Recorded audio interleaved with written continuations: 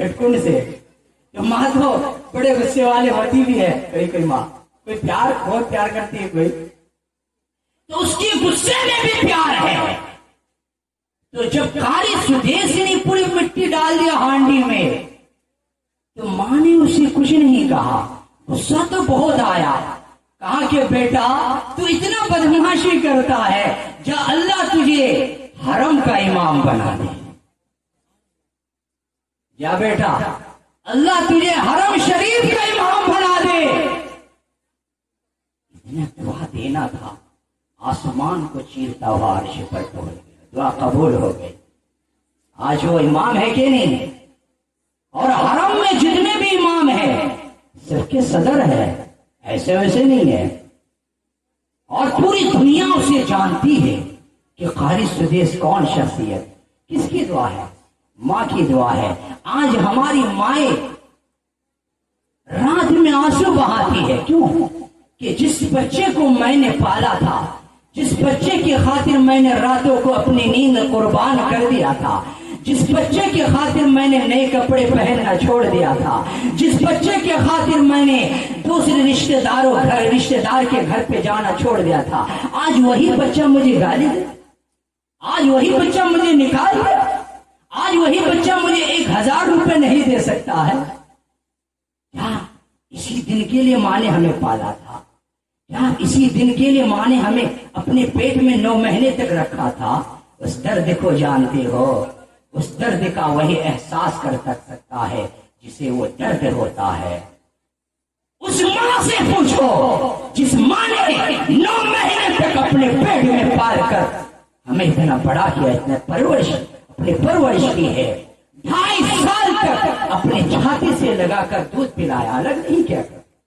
हमने पाखाना कर दिया, माँ ने जुदा नहीं किया। ये नहीं कहा कि बेटा तूने पाखाना कर दिया मेरे पर, जा तू, ऐसा कभी नहीं कहा। बल्कि माँ तो ऐसी होती है ना, उसे वो नहलाती है, दूसरा कपड़ा बदल कर फिर अपने सीने से लगाती है, फिर दूध पिलाती है। ये है माँ।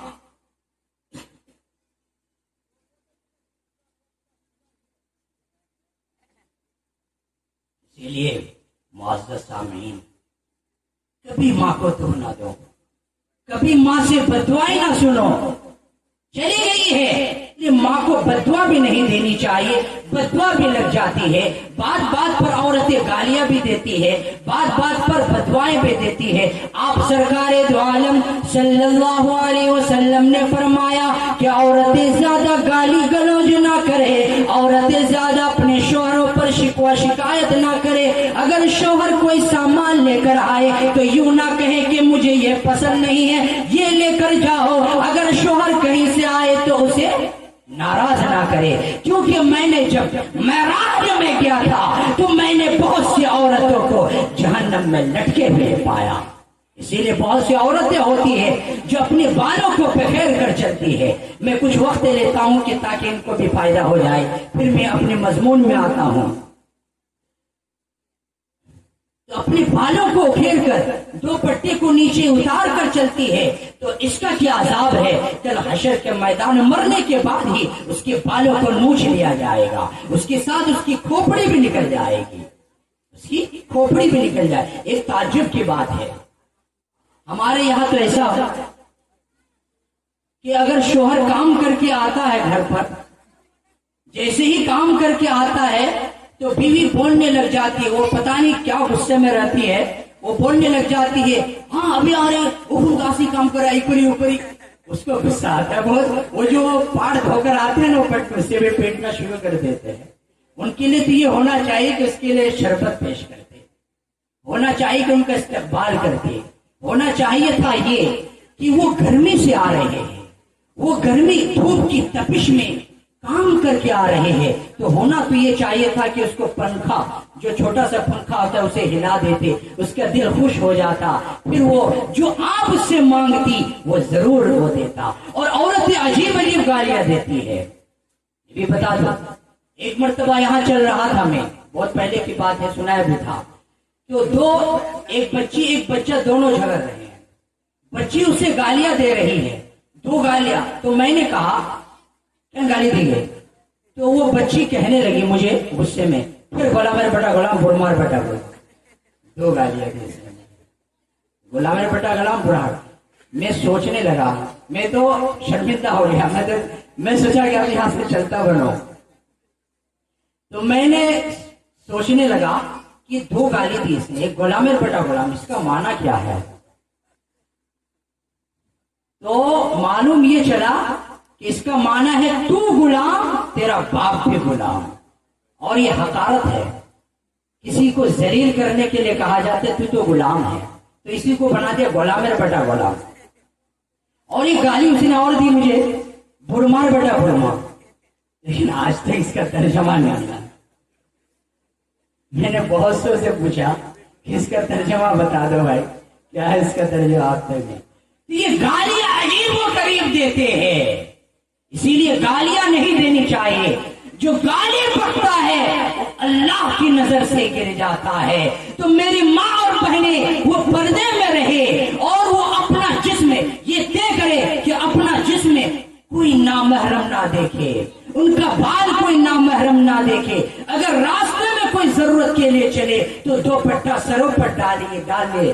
اگر وہ باہر نہانے کے لیے نہ جائے، اگر ضرورت ہے بہت، کیونکہ دیہات ہے، کام میں جانا پڑتا ہے انہیں بھی، تو یہ کرنے کے ایسے وقت میں جائے جب مرد حضرات ندی میں نہر میں نہانے کے لیے نہ جائے، اس وقت جائے اور جلدی سے وہ کپڑا دھو کر پھر آ جائے اور اپنے نل میں ہی نہائے، جو اپنے کل ہم جسے کہتے گھر میں ہی نہائے۔ یہ دستور بنائے اور یہ اخلاق پیدا کرے، یہ زندگی میں اپنائے، تو پھر دیکھیے کیا خوبصورت زندگی بنتی ہے۔ حضرت حلیمہ، بی بی حلیمہ جب اس بچے کو لیا، بچے کو لینے کے بعد اٹھنی پر بیٹھایا، اٹھنی میں جب حضرت محمد الرسول اللہ صلی اللہ علیہ وسلم کو پیچھے بیٹھایا، بی بی حلیمہ کا شوہر آگے بیٹھا ہے، محمد الرسول اللہ بیچ میں بیٹھے ہیں، اٹھنی نہیں کھڑی ہو رہی ہے، اٹھنی کھڑی نہیں ہو رہی ہے۔ پھر جب اترے تو فوراً اٹھنی کھڑی ہو گئی، فوراً اٹھنی کھڑی ہو گئی۔ یہ منظر دیکھا تو بی بی حلیمہ نے کہا کہ نہیں، اب ایسا کرو کہ اس بچے کو آگے بیٹھاؤ۔ جیسے ہی آگے بیٹھایا تو فوراً وہ اٹھنی کھڑی ہو گئی۔ وہ اٹھنی دبلی پتلی تھی، جب محمد الرسول اللہ اس پر بیٹھ گئے تو اٹھنی بھی تیز رفتار میں چلنے لگے۔ یہ سرکار دو عالم ہے، سلام اس پر کہ جس نے اسرار محبت سمجھائے، سلام اس پر کہ جس نے اسرار محبت سمجھائے، سلام اس پر کہ جس نے زخم کھا کر پھول برسائے۔ بی بی حلیمہ محمد الرسول اللہ کو لے کر جا رہی ہے اور جو دوسری عورتیں وہ آگے چلی گئی تھی، لیکن حلیمہ کی اوٹنی وہاں تک پہنچ گئی، وہ حیران ہو لوگ، وہ ششدر رہ گئی۔ وہ کہنے لگی حلیمہ یہ کیا ہے؟ تو تیری اوٹنی تو چل نہیں پا رہی تھی، تیری اوٹنی تو کمزور تھی، تو کیسے یہاں تک پہنچ گئی؟ حلیمہ کہنے لگی کیا نہیں جانتے ہو یہ میرے آگے کون بیٹھا ہے؟ یہ ایسا بابرکت بچہ بیٹھا ہے، جب میں نے اس کو اوٹنی پر بیٹھایا، جب پیچھے بیٹھایا تو اٹھنی نہیں کھڑی ہو رہی تھی، جب آگے بیٹھایا تو اٹھنی چلنے لگی اور تیز رفتار میں چلنے لگی۔ پیر حلیمہ کی جاگی رحمتیں کے بادل چھاتے ہیں، ارے گھر جگمگ جگمگ ہوتا ہے، تشریف محمد جب لاتے ہیں۔ تو جب بنو سعد میں سرکار دو عالم پہنچا تو کوہرام مچ گیا، سارے گھر روشن ہو گئے۔ استقبال کے لیے اللہ نے فرشتے بھیج دیے، استقبال کے لیے اللہ نے فرشتے بھیج دیے کہ محمد اور رسول اللہ کا استقبال کرو۔ تو پھر وہاں رہنے لگے، 2 سال 4 سال تک رہے۔ ان کی ایک بیٹی تھی حلیمہ کی، شیمہ، ان کا نام ہے شیمہ۔ وہ ان کو ساتھ میں بکریاں چرانے کے لیے جایا کرتی تھی۔ ایک دن نہیں گئی، ماں پوچھتی ہے بیٹی کیوں نہیں جا رہی ہو؟ بیٹی کہنے لگی میں نہیں جاؤں گی۔ کہ نہیں چلی جاؤ، گھر پہ تو تمہارے باپ جو ہے وہ بھی کمزور ہے، تو اسی لیے چلے جاؤ۔ تو بیٹی کہنے لگی، شیمہ کہنے لگی امی جان یہ میرا بھائی جو محمد ہے اس کو میرے ساتھ بھیجو، اسی وقت میں جا سکتی۔ حلیمہ کہنے لگی کہ بیٹی یہ تو چھوٹا ہے، اسے کیسے لے جاؤ گے؟ بکری کو چرانا پھر اس کو سنبھالنا کیسے ہوگا؟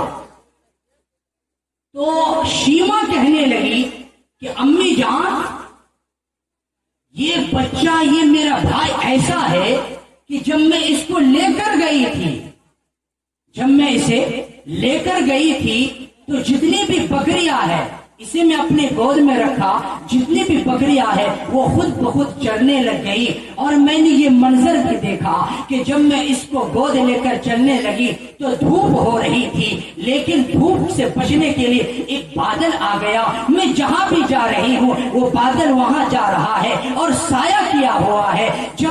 جب میں اپنے بھائی کو لے کر بیٹھ گئی تو بکریاں چرنے کے بعد چاروں طرف سے وہ بکریاں بیٹھ گئی اور میرے بھائی کا چہرہ دیکھنے لگے۔ ایسا حسین و جمیل، ایسا خوبصورت آج تک کسی کو پیدا نہیں۔ حضرت یوسف حسین تھے، آپ علیہ الصلوۃ والسلام جمیل ہے، جمال ہے۔ ٹھیک ہے لے کے جاؤ۔ اسی شیمہ کا واقعہ ہے کہ اس زمانے میں جس طرح اکثر و بیشتر ایسا ہوتا ہے کہ خواتین شام کے ٹائم میں کھانا پکانے میں لگ جاتی ہے، کسی اور کام میں لگ جاتی ہے، تو بہن جو ہوتی ہے وہ اپنے چھوٹے بھائی کو گود میں لے کر راستوں میں نکل جاتی ہے یا پڑوسی کے گھر میں چلی جاتی ہے تاکہ اپنے بھائی کو لے کر تفریح بھی کر لے۔ اسی طرح بنو سعد میں بھی ہوتا تھا کہ جتنے بھی لڑکیاں تھیں وہ اپنے بھائی کو لے کر، کوئی یوں کہتا یہ میرا تو چاند ہے، یہ میرا چاند ہے، کوئی کہتا ہے یہ میرا چاند کا ٹکڑا ہے۔ جس طرح ہمارے یہاں کہتے ہیں کہ اٹا مور موئناٹا، بولتے ہیں نا، تفریح کے لیے کہہ رہا ہوں، بولتے ہیں تو موئناٹا، ارے موئنا کا ہے، وہ تو خوبصورت بچہ ہے، اسے موئنا سے تشبیہ دے رہے ہیں، اسے تو کہنا چاہے میرا چاند ہے، یہ میرا چاند ہے۔ تو سب آپس میں بیٹھ کر تذکرہ کرتی تھی۔ کوئی کہتا تھا تیرے بھائی سے میرا بھائی خوبصورت ہے، کوئی کہتا تھا کہ میرا بھائی چاند سے زیادہ خوبصورت ہے۔ اتنے میں شیمہ محمد رسول اللہ کو گود میں لے کر آتی ہے، دور سے کہتی ہے کہ میں اپنے بھائی محمد کو لے کر آ گیا ہوں، تو ساری لڑکیوں کی جو سر ہے وہ جھک جاتے ہیں، ساری لڑکیوں کے سر جھک جاتے ہیں۔ ابن ہشام نے اس واقعے کو لکھا ہے، تفسیر کی عربی، یہ تفسیر کی عربی میں کتاب ہے۔ جب وہ آتی ہے اور آ کر یوں کہنے لگتی ہے کہ میرا بھائی محمد سب سے زیادہ حسین و جمیل ہے، تو ساری کی ساری جتنی بھی لڑکیاں ہیں سب یک زبان ہو کر کہتی ہے کہ ہاں یہ حقیقت میں ہی حسین و جمیل ہے، یہ کہنے کی کوئی ضرورت نہیں ہے۔ پھر وہ خوشی کے مارے، پھر اس کا جو جذبہ تھا، اس کی جو خوشی تھی نا، وہ آسمان کو چھونے لگتی ہے۔ پھر وہ یوں کہتی ہے ربنا ابقی محمدا، ربنا ابقی محمدا، اے میرے رب، اے میرے اللہ، اے مجھے پالنے والے، میرے بھائی محمد کی عمر کو دراز کر، جس طرح آج یہ بچوں کے سردار ہے، جب بڑا ہو جائے تو یہ جوان کی بھی سردار ہو، یہ جوانوں کی بھی سردار بنے۔ شیمہ اس دعا کو اور اس